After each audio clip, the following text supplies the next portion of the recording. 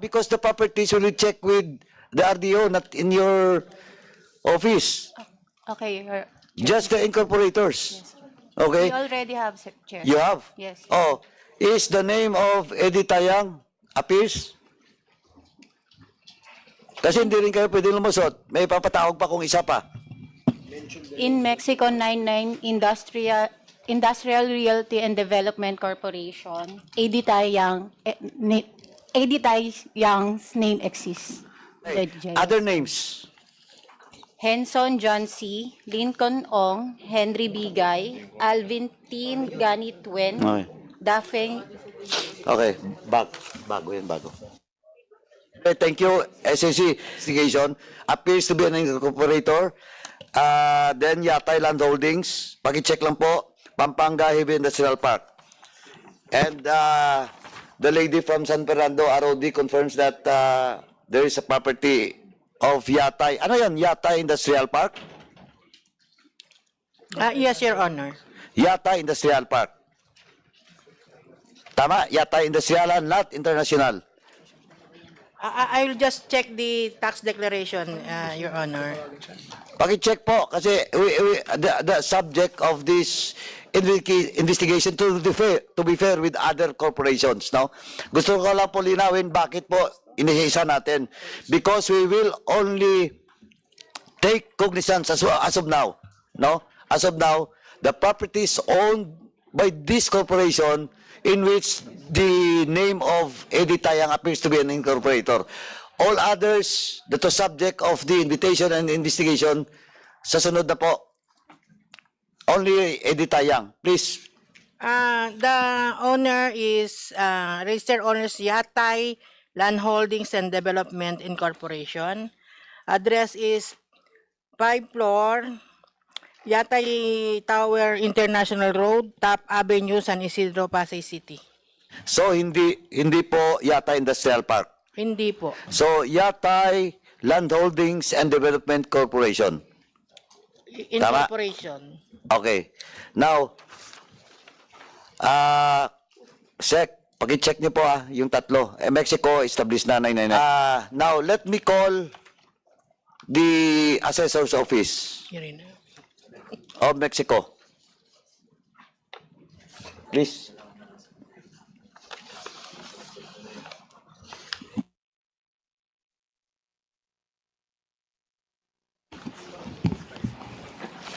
Okay. Good morning po, Mr. Sir. Thank you. In the previous hearings, ito Mexico, Pampanga lang.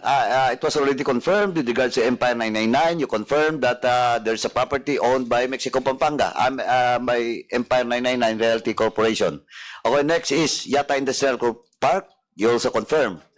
And in Yata Industrial Park appears that the name of Eddie Tayang is one of the incorporator. Now, Mexico 999. Do you have a record? Yes, sir. It's based on our record, sir. There, sir. There is. Yes, sir. And sino po nakapangalan? Mexico 999 Industrial Realty and Development Corporation po, Your Honor. Nung process sila, who represents Mexico 999? Wala po akong dalang records dito. Baka sa check po siguro makakita. Sa SEC na. Anyway, gaano kalaki yung property na yan? Dalawa po kasing barangay po. San Nicolas is 39 hectares. 39 hectares po. San Lorenzo is 12 hectares. Lahat po is 51 hectares lahat. 51 hectares. Yes, Your Honor. Nasa record po. 51 hectares. Yung ano lang yan yung Mexico 999. Mexico 999 po. Okay, before I will give Chairman Chairman Barbers. Diretsuhin ko lang muna, Chairman, then I will give you the floor. Yung Yatay Land Holdings Development Corporation. Yatay Land Holdings po, Your Honor. Yeah. Ilan hectares? Hindi, mayroon bang record Meron niyo? din po pong records na doon. Mga ilang hectares yun? Then you submit na lang, Yes, sir. So you confirm that indeed Yatay Land Holdings and Development Corporation has a property in Mexico, Pampanga? Yun po, wala. Yata industrial park lang po. Yata Industrial Park. Yes. Okay. So, Yata Industrial Park. Hindi, na-confirm to. Yung Yata at saka Empire 999. Okay na yun, may record na tayo. Ito lang po yung Mexico 999. Now, Yata Land Holdings and Development Corporation, wala. Ay, Ronor, hindi ko pa na-check yun. Hindi naman... Pakicheck din po, just like sa SEC at saka sa ROD. Yes, Your Now, yung Pampanga Heavy Industrial Park, meron din po akong records na dito. mayroon ka rin. Meron po. Okay, please submit na lang po. Yes, sir. Wala namang mga incorporators na nandyan, di ba? Doon sa records nyo? Wala po, wala po. Pampanga, EB, ano lang. Okay. industrial park. Anyway, the key is with SEC po. Paki-ano lang SEC, no? Yung mga pangalan. So as of now, hindi, ito pa. Yung Sunflare wala sa inyo. St. Clair, wala po. St. Clair. Sa San Simonata. San Simon yan, di ba? Opo. Now, Eddie Yang dito. Eddie Tayang. ROD. Yes, Your Honor. Sunflare, in your record, gaano kalaking properties? Your Honor, we're trying to have it extracted Please. Please, before coordinate we with the CCD, Your Honor. suspend the hearing, Yes, kindly give us the ano lang, ballpark figure. Pero kung may exact figure, kung ilang hektarya mas maganda, then submit to us all the details of Your this Honor, property. We will appreciate if the assessor's office has the title number for No, easy it is retrieval. not if Eddie Tiang appears to be an incorporator. In fact, doon sa Yata Industrial Park, siya pa yung CEO. Yes, Chairman Barbers, you have now the floor. Please proceed. Thank you, Mr. Chairman. Thank you, assessors. Ngayon ko lang yata na obserbahan na ang akala ko kapag ang lucky number sa Chinese ay 888, ngayon napakahilig nila sa 999. There must be something in it, Mr. Chair. Anyway, gusto ko lang pong i-follow up sana yung tanong to whoever can answer itong question na to. Kasi I'm sure, is the LGU of San Fernando only Mexico, no? Kasi yung mga properties na apparently ay binili nitong mga kumpanyang ito, napakalaki, no? Mukhang dun sa listahan, ang pinakamaliit ay 12 hectares. Yung iba ho ay 30 hectares, 40 hectares, 50 hectares. So napakalaki. Ngayon, pwede ho bang malaman kung ano yung classification ng mga lupang ito? ROD, would you have any information as to the classification of all these properties that Yatay, Mexico 999, and other foreign-owned corporations bought from Mexico, Pampanga, or any part of Pampanga? Your Honor, as regards those titles that we already submitted, they are agricultural. Now, as regards the other titles, we were not yet given. specific Excuse me, information. sorry mama, pakilakas lang ng konti. Your Honor, the corporation that were the Golden, I'm referring to Golden Sun and Sunflare. We were not yet given information on this, so we cannot yet confirm if these are industrial. However, the assessor's office has the data on the classification of these properties. As regards those that we submitted, those are agricultural, Your Honor. Okay, kasi gusto po naming malaman kung ano talaga ang totoong classification nitong mga lupang ito, because if they bought these properties without the necessary documentation as to the land conversion, for example, hindi ho pwedeng maging pagmamay-ari ng isang kumpanya o ng isang individual yung isang lupa na hindi pa ho na-convert into an alienable and disposable. Tama po ba yan? Yes, Your Honor, but we commit to submit all the documents to this committee. This is very crucial, Mr. Chair, because it seems that these corporations have this penchant for buying lands with large square meters or large numbers of hectares, no? Parang wala namang Pilipino siguro na bibili ng ganyang karami no, for purposes of just, just owning it. Siguro, sa aking pagkakaalam, hindi ko lang po alam sa aking mga kasama kung meron po silang kilalang ganyan, kung mamili, ganyang kalalaking mga lote, na hindi naman clear kung ano yung purpose, no? Nakakagulat kasi, no, na unang-una, merong misrepresentation na ginawa itong mga may-ari ng korporasyon na ito. Ang sabi nila, sila ay Pilipino, pero napatunayan natin that they're not Filipinos. They have misrepresented themselves and claimed to be Filipinos under fraudulent circumstances. So therefore, meron na hong mali siya dun sa kanilang ginawa. No? Pangalawa, kung yung kanilang property na binili ay wala hong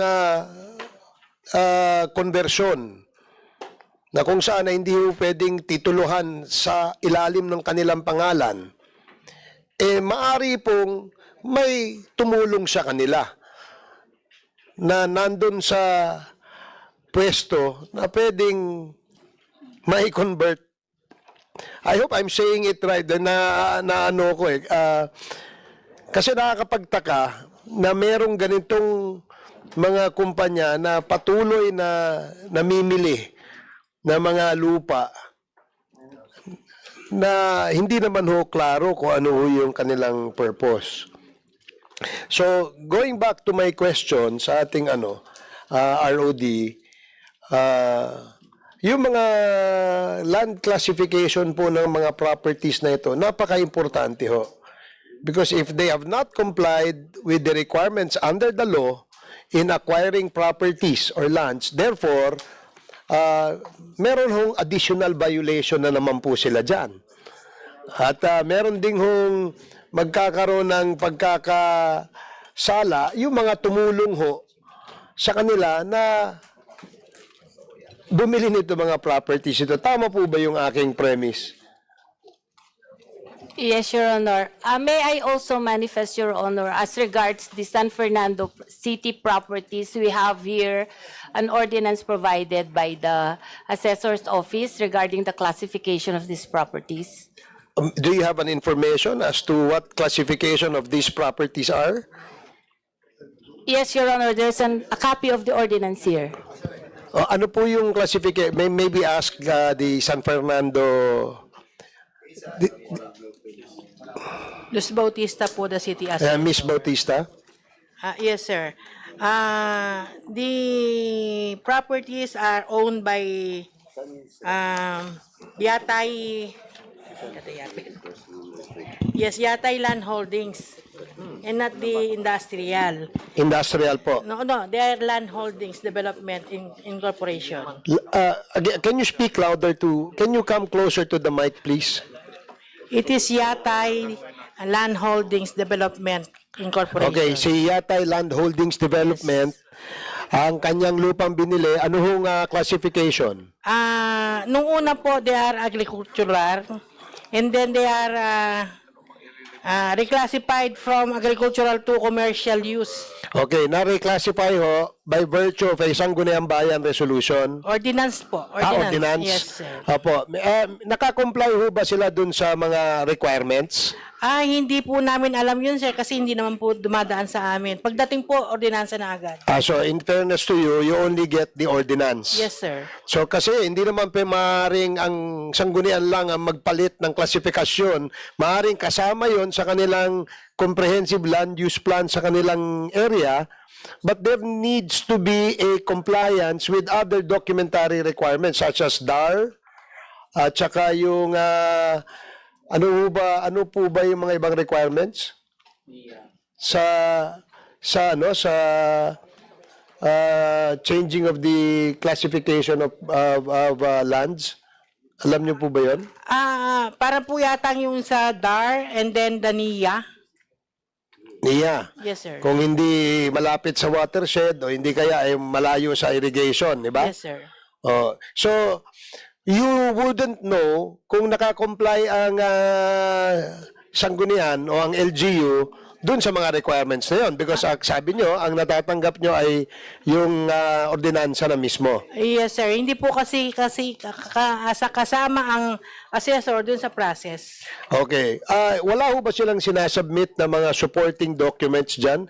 Are you telling us na kapag kayo ay naka-receive ng dokumento na ordinansa na ito ay na-reclassify na into, they say, from agricultural ay naging industrial, tinitingnan nyo lang yung ordinansa? Yes, sir. So, hindi na ho kayo nag-due diligence o nagtatanong sa kanila, asan ho attachments nito? Nasaan yung ibang requirements ito? Hindi nyo na ho tinatanong yon. Hindi po kasi kasama dun sa mga requirements namin, sir. So, under your office requirements is only the ordinance? Yes, sir. So, yun, that point, Mr. Chairman, I think we should look into yung mga ganyang klaseng conversion because not even, it's not enough that a Sangguniang Bayan ordinance will change the classification of lands in the area. There must be some documentary compliance, no? Ayun pala eh. So, Anyway, thank you, Mr. Chair. Thank you, Chairman Barbers. Anyway, it was already pinpointed during the previous hearing na may mga violation po yung mga municipal councils, no? At saka, of course, the mayor. Kasi po, supposedly, before a reclassification ordinance will be approved by the Sangguniang, the city or municipality, dapat po malinaw yung mga requirements being required to reclassify. Diba, ROD? Napag-usapan na natin yan. Ang most Yes, Your important is the certificate for conversion of the property or the land from the DAR. Di ba? Kung kluwa siya, kung karpabolan siya, di ba? Yes, Your Honor. Also, lahat ng mga requirements, 11 yun, requirements that was mentioned during the previous hearings pa. And I presume that, if not all, most of this conversion or reclassification being made by municipality as of now of Mexico, Pampanga, and San Fernando, Pampanga, San Simon, Pampanga, may problema po dun sa requirements. That's why sa committee report lalabas din po yan.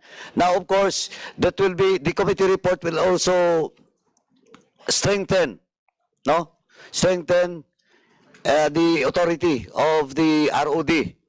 You have to amend or cite some provisions with regards to the mandate of the ROD that that all applications for reclassification, those properties that undergone reclassification should have pertaining documents that requires them.